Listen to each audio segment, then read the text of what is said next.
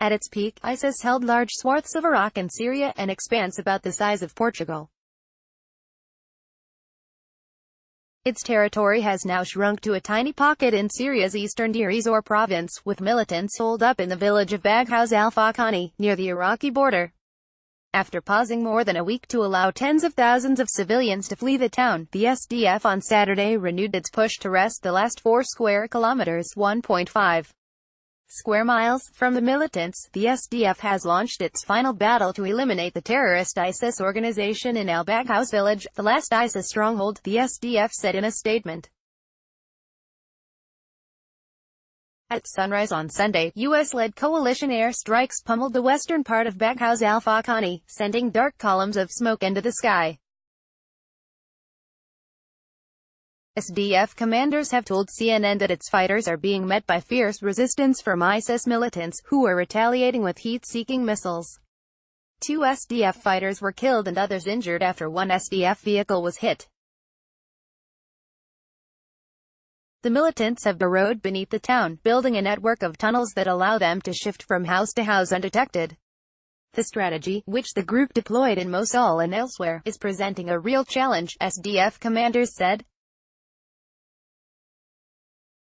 At least 500 ISIS fighters are believed to remain in the village, thought to be a concentration of ISIS' most experienced and battle-hardened fighters and commanders. U.S. President Donald Trump suggested last Wednesday that ISIS's defeat was imminent, adding that a formal announcement declaring 100% of the caliphate retaken would be made sometime in the coming week. The president's remarks to the ministerial meeting of the Global Coalition to Defeat ISIS largely glossed over his decision to withdraw U.S. troops from Syria, the conditions and logistics of which are still under negotiation. A Pentagon report released earlier this month indicated that ISIS would likely regain territory within 6 to 12 months as a result of Trump's decision to pull out from Syria.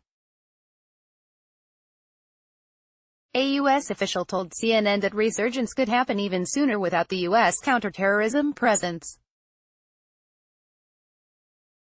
American, French and British forces are currently operating in the area around Baghouz Al-Fawqani, supporting the SDF. The teams, which are not engaged in street fighting, are firing artillery and mortars at ISIS positions.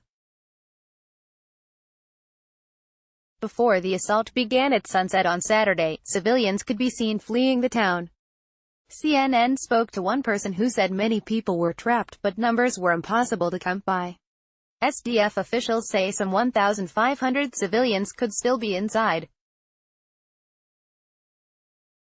At the group's height, 7.7 million people were estimated to live under ISIS rule, according to Operation Inherent Resolve (CJTFOIR), the official name for the coalition fighting ISIS. Many of those people paid the group taxes, fees and fines, which made up a large portion of ISIS income.